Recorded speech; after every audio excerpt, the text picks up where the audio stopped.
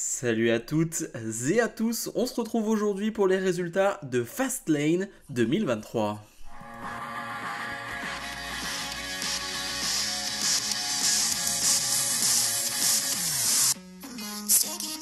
Le show qui s'ouvre directement avec le Judgment Day qui défendent leur titre de champion par équipe de la WWE face à Cody Rhodes et à Jey Uso. Un combat qui va durer un peu plus de 20 minutes. Ma note pour ce combat est de 4,5 sur 5. Un excellent combat par équipe donc. J'ai noté quelques petites choses, mais déjà, forcément, une ambiance formidable. Vraiment, lors des entrées des babyface, vraiment, c'était top. L'entrée de Cody Rhodes, j'ai envie de dire classique, mais Jey Uso qui était tout en bleu cette fois-ci, c'est quand même plutôt marrant parce que à partir du moment où Jey Uso est passé du côté de Raw, qui est le show rouge, eh bien, il a décidé de porter du bleu, de se teindre les cheveux en bleu. C'est quand même très bizarre, mais en tout cas, j'ai bien aimé sa tenue, et son entrée était encore une fois vraiment superbe.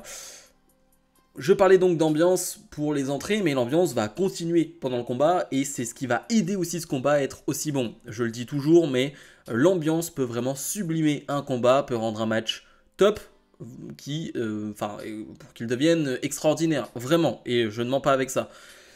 Et là, ça rate pas parce que je trouve que le combat est vraiment bon. Je trouve que par exemple, du côté des babyface, on a un vrai travail par équipe qui est fait, et j'aime beaucoup ce que vont dire les commentateurs Michael Cole et Corey Graves, qui vont nous rappeler que Cody Rhodes est un ancien champion par équipe de la WWE et qu'il a vraiment été bon dans ce domaine-là et donc qu'il sait y faire. Et clairement, il va montrer son expérience dans ce compartiment-là de match par équipe, et ça va se voir avec un Jey Uso qui a fait partie de l'une des plus grosses équipes de tous les temps, les Usos, donc forcément ça matche bien. J'ai adoré aussi la prestation du Judgment Day, et honnêtement, on peut reprocher plein de choses au Judgment Day, pas en tant que Judgment Day en soi, mais plutôt leur booking, leur mise en avant, Raw, SmackDown, NXT, c'est peut-être un peu trop tout le temps, mais dès qu'il y a des gros combats, dès qu'il y a des grosses affiches, ils répondent présent. Vraiment, Damien Priest et Finn Balor répondent présent, c'est une superbe équipe, et vraiment, les derniers rendez-vous qu'ils ont eus, eh bien, ils n'ont pas loupé leur cible. Donc on a un vrai superbe combat. Bien évidemment, on va avoir des interventions de la part de Rhea Ripley, de Dominic Mysterio et même de JD McDonagh. On a toujours un peu cette tension, cette séduction qu'il y a entre Jey Uso et Rhea Ripley. Vraiment, tu sens que Rhea Ripley joue avec lui, que Jey Uso joue avec elle. Enfin, il y a un petit jeu quand même qui est entre les deux. Rhea Ripley, c'est plutôt pour le manipuler, mais tu te dis quand même, il y a peut-être un truc. Donc, c'est toujours un peu amusant à voir. Mais c'est surtout donc la fin de combat où donc il y a 15 000 interventions. Vraiment, les matchs du Judgment Day ressemblent de plus en plus au match de la Bloodline, vraiment. Et pour le coup, JD McDonagh va se louper. JD McDonagh va vouloir aider donc Damien Priest et va porter un coup avec la mallette. Sauf que ce coup va être porté sur Damien Priest et sur le genou de Damien Priest qui avait été travaillé tout au long du combat par Cody Rhodes et Jey Uso. Et ce genou ne va pas tenir. On va avoir un crossroad de la part de Cody Rhodes sur la table des commentateurs.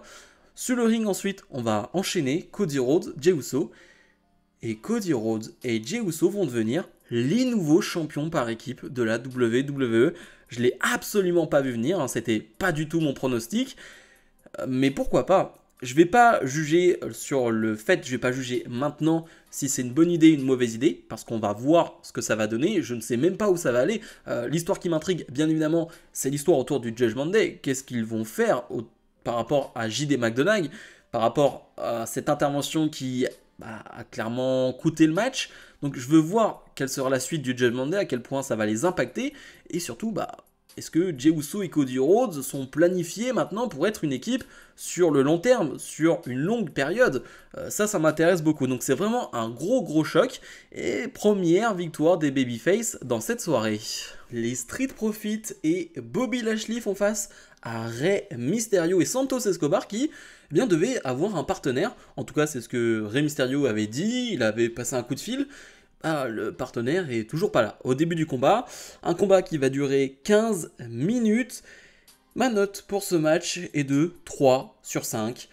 Et c'était pas terrible. C'était vraiment pas terrible parce que déjà c'est trop long. C'est trop long, j'avais pas besoin d'un 15 minutes entre Bobby Lashley, Street Profit, Rey Mysterio et Santos Escobar. Et surtout, 15 minutes pour ce qu'ils vont en faire. On a clairement, pendant quoi, 10 minutes peut-être, quasiment, un Rey Mysterio qui se fait dominer. Voilà, il n'y a rien, il n'y a rien. Je trouve, dans ce néant, j'ai envie de dire, que Montesford est excellent. Je trouve qu'il est vraiment bon dans son rôle. Il va charrier le public, il va vraiment interagir avec le public, avec les fans présents sur place. Bref, il est en feu et il est plutôt bon. Vraiment, dans ce qu'il fait, c'est celui, on va dire, qui sort du lot à ce moment-là. Et c'est à peu près tout ce que je retiens. Et bien évidemment, on est toujours en 3 contre 2. Et on sait à un moment donné que ce partenaire va arriver. On connaît les histoires, on sait comment ça se passe à un moment donné quand tu regardes un peu de catch et la WWE particulièrement. Tu sais que ce partenaire va arriver à un moment donné. Et donc, ce partenaire arrive à un moment donné, et ce partenaire, eh bien, c'est Carlito. Carlito qui avait signé chez WWE, je crois, en juillet ou quelque chose comme ça, même en juin. Donc ça fait un petit moment, et qui fait seulement son apparition maintenant. La mauvaise nouvelle, c'est que Carlito, eh bien, a un nouveau thème d'entrée, et c'est vrai que sur le coup, je me suis dit, attends, c'est Carlito ? C'est pas le thème que je connais, son thème iconique, entre guillemets. En tout cas, c'est un thème qu'on reconnaît directement. Le thème de Carlito, voilà, il est quand même connu de tous. Et ben, ils l'ont changé. Pour quelle raison, je ne sais pas. De droit, ou je ne sais pas. Mais en tout cas, le thème est pas terrible du tout. D'ailleurs, il y en a certains qui l'ont noté sur Twitter. Ça me fait penser aux chansons que faisait le chanteur Pitbull dans les années 2010. C'est vraiment un peu dans ce genre-là. Et honnêtement, j'ai un peu rigolé sur la musique. Alors peut-être qu'il va falloir que je la réécoute petit à petit. Il y a une certaine ambiance, il y a une certaine vibe. Ok. Bref, Carlito arrive dans ce combat. Il va faire un hot tag. Vraiment, il fait un hot tag. Il détruit tout le monde. Il a une grosse shape, hein, vraiment la shape de Carlito, vraiment excellente. Il est vraiment en forme et ça fait plaisir à voir. Et Carlito va remporter ce match pour son équipe en faisant le tomber sur Montesford, je crois. Ok. Honnêtement, les 3-4 dernières minutes du match, avec l'arrivée de Carlito, c'est vraiment bon parce que le public justement se réveille à ce moment-là, un public qui dormait totalement parce que le public n'attendait qu'une chose, et bien c'était ce partenaire mystère. Et c'est pour ça que ce format de combat où tu attends 10 minutes pour faire venir le partenaire mystère, je suis pas sûr que c'était une bonne idée, parce que vraiment on s'est ennuyé pendant tout le long, et ça a seulement, on va dire, pris un certain rythme quand Carlito est arrivé, mais ça s'est fini derrière assez rapidement. Bref, je suis content que Carlito soit là, il va être dans la LWO pour le moment. Je sais pas trop les aptitudes sur le ring qu'a Carlito en ce moment, à quel point il va être au niveau ou non. Là, c'est ce qu'il a fait, c'était sur un hot tag, c'était cool, mais je sais pas ce qu'il va faire sur un match de 7, 8, 9 minutes, donc je ne sais pas du tout, même au micro ce qu'il donne aujourd'hui. Bref, je ne sais absolument pas ce que vaut Carlito aujourd'hui, mais je pense que c'est un bel ajout pour la LWO. Et il y a des trucs qui peuvent se faire, trahison d'Escobar, trahison de Carlito, en tout cas, il y a des choses qui peuvent se faire, mais ce match dans sa globalité était quand même plutôt une déception. On passe à Io Sky qui défendait son titre de championne féminine face à Asuka et Charlotte Flair, un combat qui va durer environ 16 minutes. Ma note pour ce match est de 3,75. J'avais mis 4 au début et quelques minutes après, en y réfléchissant quelque peu, j'ai mis 3,75. Je trouve que c'est un bon match dans l'ensemble. J'ai mis 3,75, donc ça reste quand même une bonne note, 3,75 pour un combat. Mais c'est quand même décevant par rapport aux catcheuses qu'il y a dans ce combat. Je trouve qu'il y a un problème de rythme dans ce match, et surtout au tout début. Et pourtant c'est intéressant ce qu'ils font au début, c'est-à-dire que Charlotte Flair va prendre un mist directement de la part d'Asuka, et du coup on va partir sur quelques enchaînements pendant plusieurs minutes entre Asuka et Io Sky. Et on a vu à quel point récemment les deux se sont affrontés. Eh bien, c'était vraiment bon entre les deux. Donc, on connaît leur qualité et ensemble, en plus, il y a une vraie alchimie. Donc, c'était plutôt cool. Mais ça n'a jamais connecté, en tout cas sur les premières minutes, je dirais même sur la première dizaine de minutes, ça n'a pas vraiment connecté avec le public qui réagissait par moments, qui certes ne s'endormait pas totalement comme lors du match de Rey Mysterio. Là, c'était, on va dire, de temps à autre. Et du coup, j'ai un peu ce même ressentiment. Et j'ai ce ressentiment aussi parce que eh bien, j'ai encore des problèmes d'imperfection et d'imprécision dans ce combat.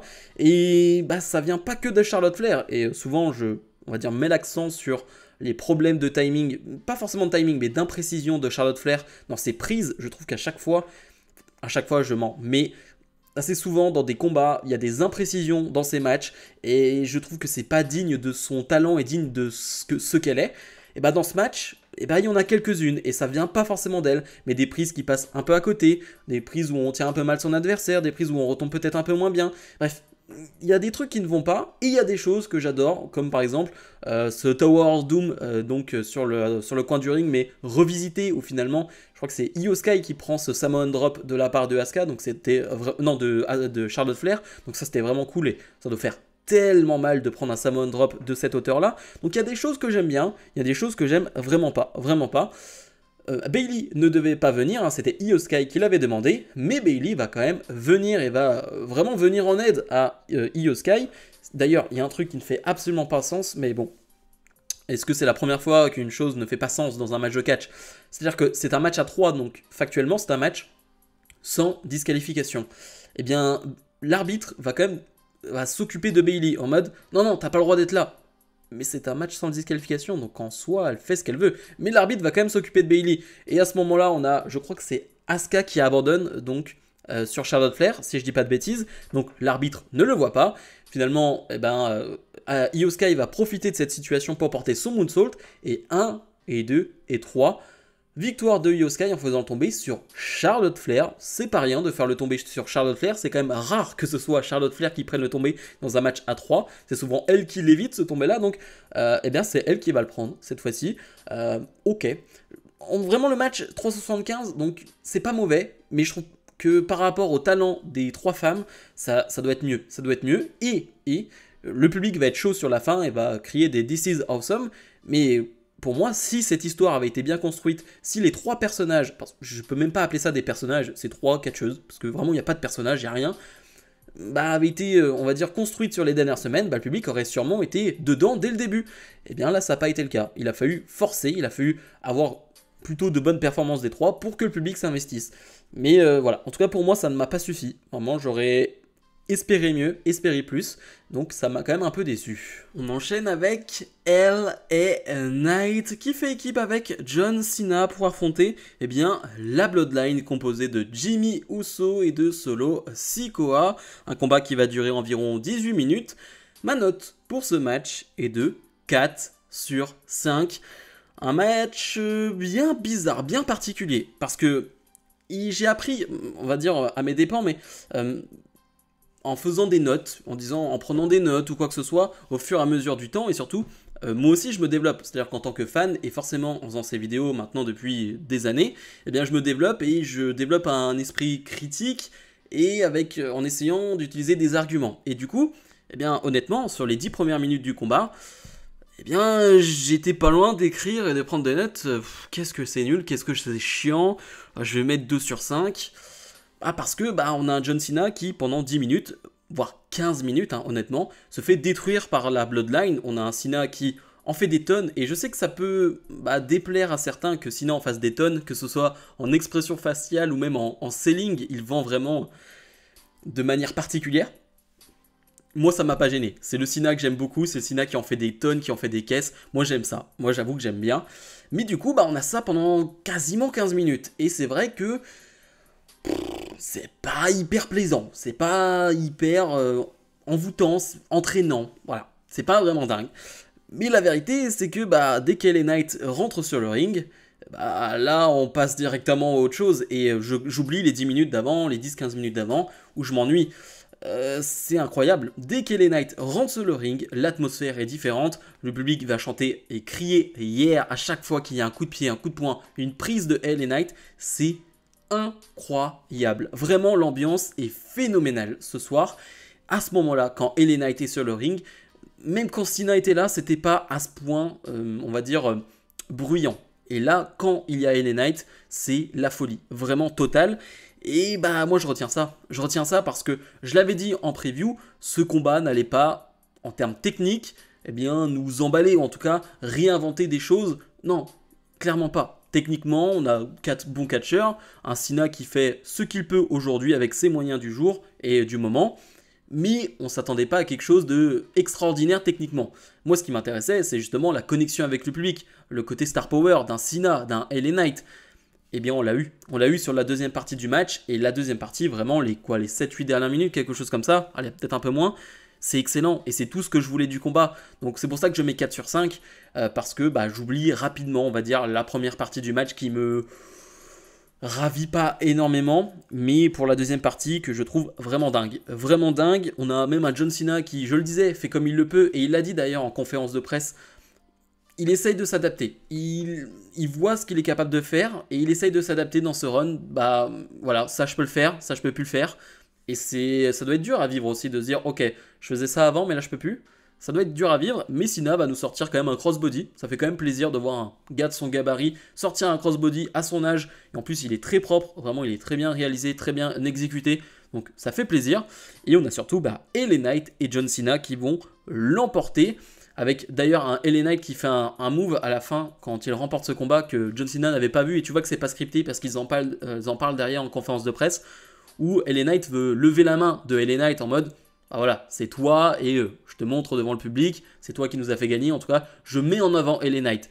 Mais LA Knight va faire l'inverse. Non, non, il va dire non, non, je lève pas les bras, je te lève les bras à toi parce que c'est toi la légende, je te respecte et merci, et c'est ce que va dire LA Knight, merci pour ce que tu fais.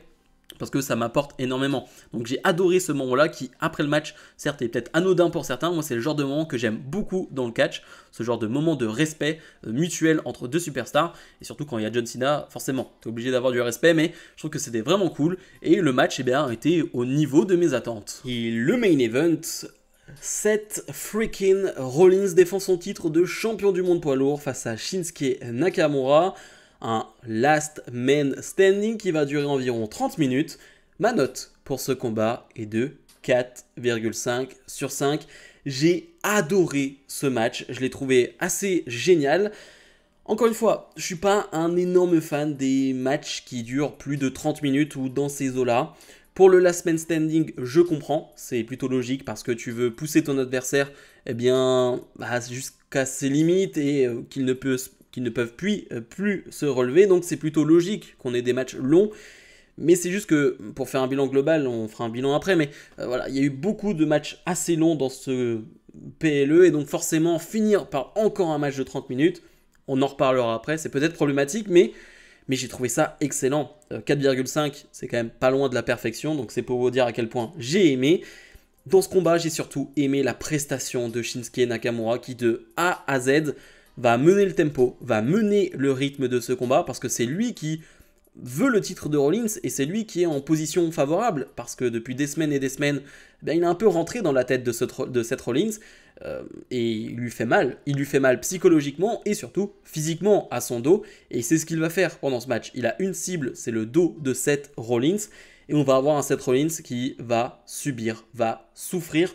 On a presque l'impression de revoir un John Cena dans ses plus belles années, c'est-à-dire un Rollins qui va presque pas faire grand-chose, entre guillemets, à part vendre et à part prendre des coups de la part de Shinsuke Nakamura. Mais il le fait très bien en ayant des comebacks, bien évidemment, à certains moments, sinon, bon, c'est pas hyper drôle et c'est pas hyper amusant. Mais on a un Shinsuke Nakamura qui, comme je le disais, est la meilleure version de Nakamura dans le roster principal, pour moi. On a eu certes des gros runs en babyface, surtout à son arrivée, des moments où il était ultra over, mais je pense que honnêtement, ça c'est ma version préférée. Parce qu'il est dangereux, il est brutal, il est violent, il embrasse totalement son personnage avec cette attitude qu'il a, et il va même être, on va dire, bien communiqué avec le public. Certes, on l'a vu dans les dernières promos, il parlait en japonais et il l'a dit en plus en interview, bah ouais, c'est plus pratique et c'est plus facile pour moi parce que je peux faire ressentir plus d'émotions.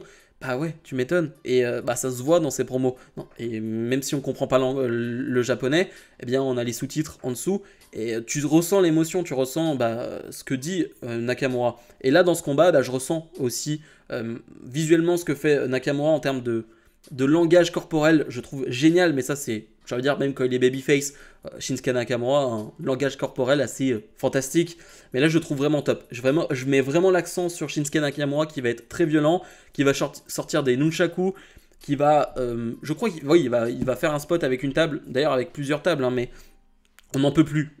Encore une fois, je le redis, mais je n'en peux plus du public qui au bout de 2 minutes de combat chante « We want table ». On veut des tables. Au bout de 2 minutes de combat. Calmos, on a le temps. On peut au moins rentrer un peu dans le combat. On peut s'échauffer un peu. Non, direct, on veut des tables au bout de 2 minutes. Vraiment, le We Want Table m'énerve tout autant que le What. Vraiment, bref, je vais pas revenir dessus parce que c'est un match où il y a beaucoup de positifs à dire, donc j'ai pas envie d'être aigri là-dessus. Mais comme je le disais, ouais, Nakamura est vraiment en destruction de Seth Rollins. Le spot avec la table où il va apporter une descente de 2 genoux sur la table, sur une table qui a été posée sur Rollins. Ensuite, il y a ce spot de l'échelle où Nakamura va sortir à son tour aussi un mist, la manière d'Asuka, et Rollins va tomber sur la table des commentateurs. C'était un gros spot et je trouve que visuellement, le match prend une tournure à ce moment-là parce que forcément, Nakamura a du rouge un peu partout, Rollins a du rouge partout sur le visage. Et si tu suis vite fait le match, tu dis autant, il y a du sang ou quoi que ce soit. Et je trouve que visuellement, ça rend vraiment très bien. Donc du coup, j'ai trouvé ça vraiment bien. C'est peut-être la fin de match qui est peut-être un peu trop abrupte, qui vient peut-être d'un coup avec ce Falcon Arrow de la part de Seth Rollins, qui est vraiment génial. La prise est top, vraiment sur des tables qui sont posées, je crois. Enfin, c'est pas vraiment, on voit pas les tables, en tout cas c'est une structure qui est cachée, mais on imagine que c'est des tables en dessous. Et bah il y a le décompte de 10 et il gagne le match là-dessus et le show se termine là-dessus. C'est vrai que c'est peut-être un peu abrupt et je comprends ceux qui ont dit cette fin un peu bizarre. Je dirais pas qu'elle est mauvaise la fin parce que c'est quand même Falcon Arrow sur des tables, donc c'est quand même fort, c'est une prise impactante. Mais je comprends l'idée du peut-être on aurait aimé un autre Kurt Stomp un peu plus violent, un Kurt Stomp d'une certaine hauteur, sur des chaises, bref, je sais pas. Donc je comprends l'idée. C'est aussi peut-être pour ça que je mets pas 4,75 parce que globalement j'ai adoré ce combat et je pense que c'est l'une des meilleures performances de Shinsuke Nakamura globalement chez WWE depuis des mois et des mois. Bilan de ce PLE Fastlane, j'ai beaucoup de choses à dire en bilan parce que pour moi le plus gros problème, c'est pas forcément la qualité des combats parce que ça va. J'ai pas mis de notes horribles à part pour Rey Mysterio, Bobby Lashley, Street Profits, etc. Et j'ai mis 3. On est quand même au-dessus de la moyenne, donc ça va. Mais c'est juste que j'en attendais plus et on a du 3,75, on a du 4. Donc on est quand même sur des bonnes notes dans l'ensemble. Mais moi, ce que j'ai pas aimé, c'est on va dire la formation de ce PLE. La manière dont il a été mis en place. On n'a que 5 matchs. Et du coup, forcément, on fait 5 matchs qui tire en longueur. Et ça me gêne. J'aime bien, moi, le fait qu'il y ait 6-7 matchs. Je trouve que 6-7 matchs, ça fonctionne bien. C'est une bonne formule. Ça permet d'avoir des matchs plus courts, avec des rythmes différents. Là, t'es sur tout le temps le même rythme. Vraiment, à part le match féminin qui essaye d'aller vite dès le début, on est sur tout le temps le même type de combat, sur le même type de match, même début de combat, avec, on va dire, une superstar qui se fait dominer, un rythme lent et on accélère. Mais du coup, là, c'est la même chose et c'est des combats qui durent tous entre 15 et 30 minutes. Il n'y a pas de match plus court. Et moi, c'est ça qui me gêne le plus. C'est pas les combats en soi, mais c'est plutôt la manière dont ce PLE a été booké, c'est assez moyen. Mais là, ouais, d'avoir que 5 combats, pour le rythme du show, moi, ça m'a gêné. C'est personnel, je sais que certains vont préférer d'avoir que 5 matchs au lieu de 6 ou 7. Honnêtement, ça a la marge, ok. Mais c'est juste que, ouais, du coup, on se retrouve avec des matchs un peu plus longs, qui pour moi ne méritait pas, entre guillemets, d'être aussi long. Ma note pour ce show, donc on est sur un 7, je pense, sur 10, parce qu'il y a quand même de gros combats, mais encore une fois, moi je reviens là-dessus. Ce PLE comme ça, avec des matchs trop longs, moi ça me gêne un peu. Donc 7 sur 10, ça reste quand même une plutôt bonne note. Bref, comme d'habitude, n'oubliez pas de mettre le pouce vers le haut, de vous abonner. Et nous, on se retrouve bien évidemment dès la semaine prochaine pour d'autres vidéos. Salut, salut!